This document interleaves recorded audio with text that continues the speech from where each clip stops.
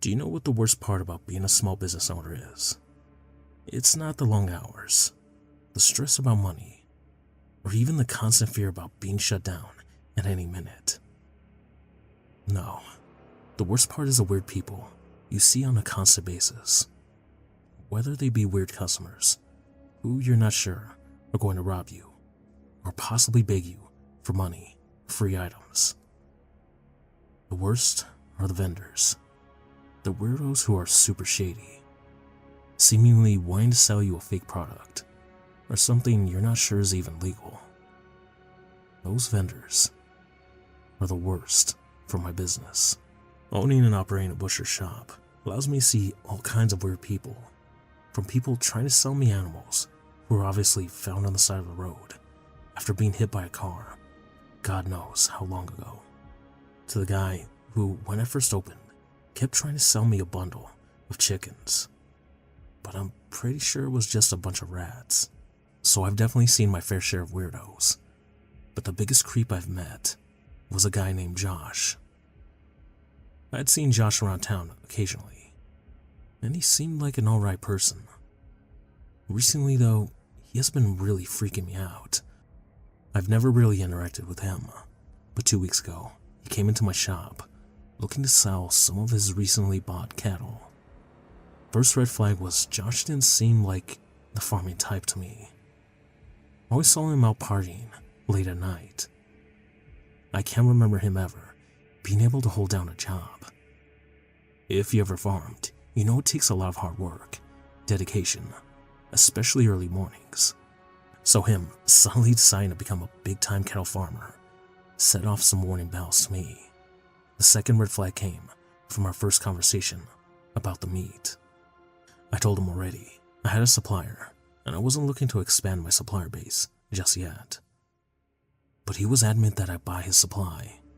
Come on, at least let me bring in a couple of steaks for you to try. Don't make your decision just yet. Give me a chance.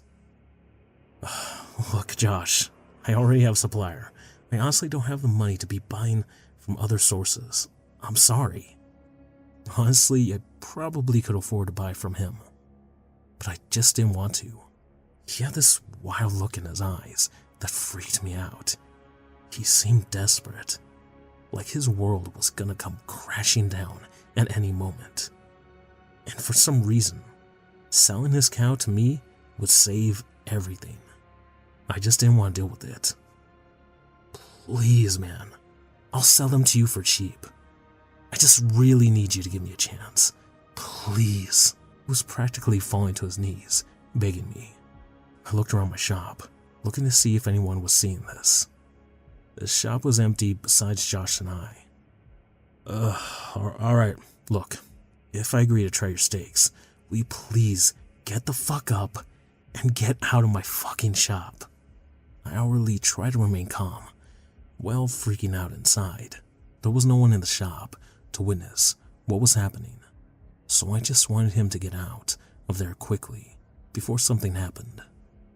Yes, thank you so much, Rob. You won't regret this, I promise. He was practically shouting as he got off his knees and basically ran towards the door. I'll get them to you next week, I promise. Thank you so much for this opportunity. I just smiled and waved as he exited the shop. As soon as the door closed, I saw him walk beyond the window sight. I let out a small breath that I had subconsciously been holding in. Oh, fuck. What have I got myself into? I said aloud to myself, quickly trying to settle my shaking hands and fast-beating heart. Over the next week, I kept trying to put Josh and his steaks out of my mind. I kept repeating the mantra, if I forget the meeting, hopefully he'll forget the meeting.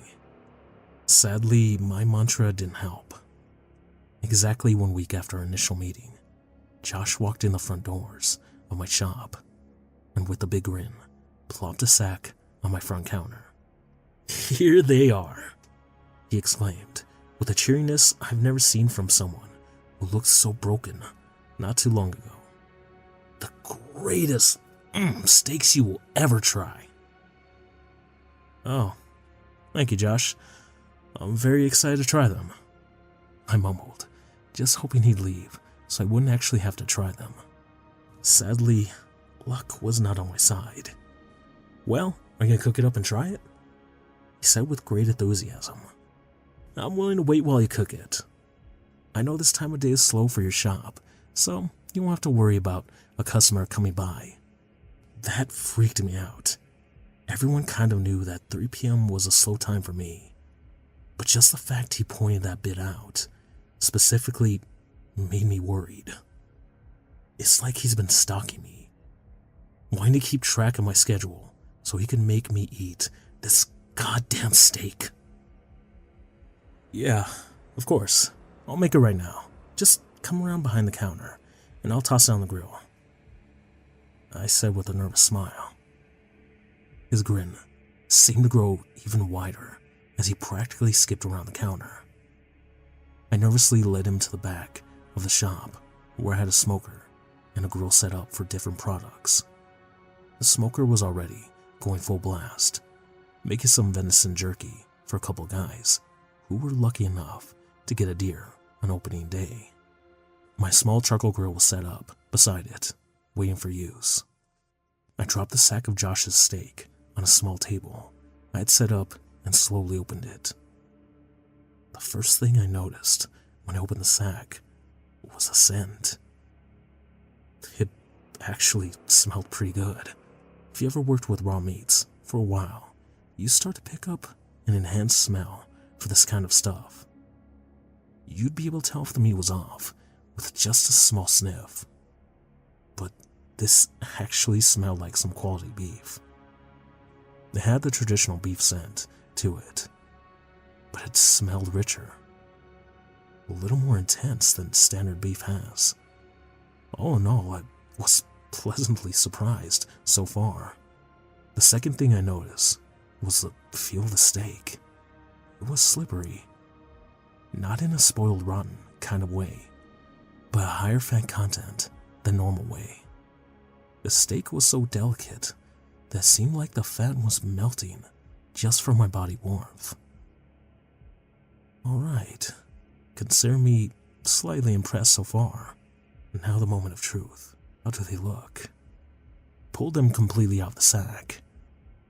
They looked divine. They had an incredible marbling on them. They were the perfect shade of red, and there didn't appear to be any ligaments running through the steak at all. They were perfect. All except for one thing. Didn't recognize a cut. And they definitely didn't come from a beef cow. They looked odd, is all I can describe it as. What is this, Josh? It doesn't look like beef cattle to me. I questioned him, the question slipping out before I could stop myself. Now that would ruin the surprise, he said, practically vibrating in excitement. All I can tell you is that it is 100% cow, he added with a wink. Well, that didn't help my nerves at all, but he was watching me intensely, so I reluctantly threw it onto the grill. We watched the steak cook for a couple minutes, both of us just silent. So, did you see that another person went missing recently? Josh asked out of nowhere. The police think there's a serial kidnapper going around. That's some scary stuff. Why in the hell is he bringing this up now? I asked myself. No, didn't see that. That's really scary, is all I could muster in response. Yeah, it's wild. They don't even know what the kidnapper looks like, he said, still watching the steak cook. It could be anyone. Who knows? Could even be one of us. I was watching him as he laughed. He glanced at me as he was laughing. Did he just wink at me? Did I just imagine that? I don't know anymore. My mind started racing with different possibilities. Is Josh trying to say something? Is he trying to hint that something will happen if I don't accept his deal? My mind raced. I was seriously freaked out. I looked at Josh and saw that he was saying something, but I couldn't understand him with all the thoughts rushing through my mind. I had to get out of there, is all I thought. I tried to think of things that would get me out of the situation. But I had an idea, but I wasn't sure if it would work. I needed to try anyway. I had to get away from him. Hey, I'm gonna go grab something from the freezer, real quick. If you could just watch the steak. I said, trying not to sound panicked. Oh yeah, no problem. I'll watch it for you, Josh said, while he watched the steak cook intensely. I gave a quick nod before I briskly walked inside. Unfortunately, the hall that goes outside to the grill has direct sight to the front door. Great when there's customers, but awful when you're trying to sneak away from guys named Josh. The freezer was the first door on the right when you enter from outside. I quickly opened the door and entered. I quickly racked my brain, trying to think of ways to escape, but other than making a run for it, my mind was drawing a blank. I quickly glanced out the door and saw that Josh was standing by the grill. I turned around and took stock of what I had in the freezer. Some boxes, some shelves for storage, and then the curtain that blocks off the butchering area. I quickly walked to the curtain and went to open it. So this is where the magic happens, huh? Josh suddenly appeared at the door, looking around the freezer and noticing the dried blood from recent butcherings. Oh, it's really fucking cold in here. How do you stand in here for hours working? He asked me. He slowly walked towards me and continued to look around. He walked right beside me. He was now looking at the curtain. Is this where you do all the carvings? He asked. I've always been fascinated by that, but I've never seen a genuine workshop before. He reached out, swiftly pulled back the curtain. As soon as my workshop was revealed, he immediately turned an almost translucent pale white. He looked as if he'd seen a ghost. He swiftly stumbled back, but before he could get too far, I turned and buried my meat cleaver directly down onto his kneecap. I felt the ligaments and muscles slice cleanly before my sharp blade buried itself deep into the bone. Ah! He screamed intensely, reaching for his knee. I quickly ran and slammed the freezer door closed so no one could hear his screams. I swiftly walked back and pulled my cleaver free from his knee. He screamed in agony before I slammed it down into his thigh of his other leg. He let out another ear-piercing wail. I reached for a chain and hook that was hanging from the ceiling. I swiftly wrapped it around his ankles before walking to a button that was hidden behind some boxes. The chain swiftly retracted and hung him up from the ceiling by his feet. He was now eye level with what had scared him, the freshly butchered body of my newest victim. A woman who I had caught while she was jogging on a trail through the woods the next town over. Her severed eyes were wide open, staring directly into Josh's pain-filled eyes. Oh, you should have just left when I said I wasn't looking for a new supplier, Josh. I scolded him, as if he was a small child. You annoyed me by not leaving me alone. But you pissed me off when you tried copying me. I screamed at him, my eyes wide, mouth frothing. There's nothing I despise more in this world than a copycat. Please. I don't know what you're talking about. I don't mean to annoy you. I wasn't copying you. He wailed, his tears dripping to the floor. Please, just let me go. I won't tell anyone. I promise. Please, please. He was begging me now. What do you mean you weren't copying me? That meat was off. You brought me one of my victims. You were threatening me, I said, as if speaking to a small child.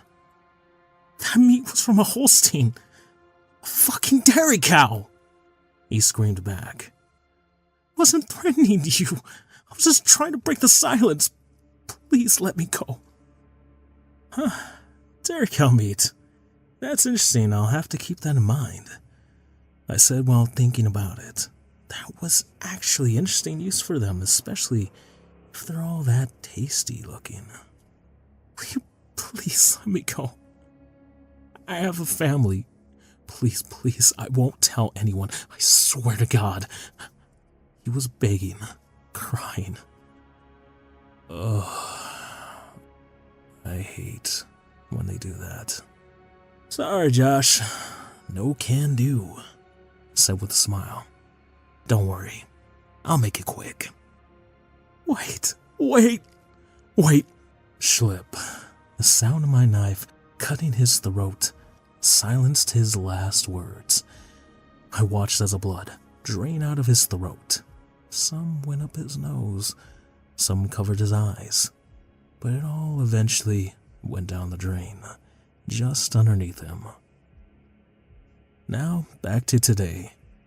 A week after Josh, I made a new item that has been selling like crazy. Word got out about a new kind of sausage I made.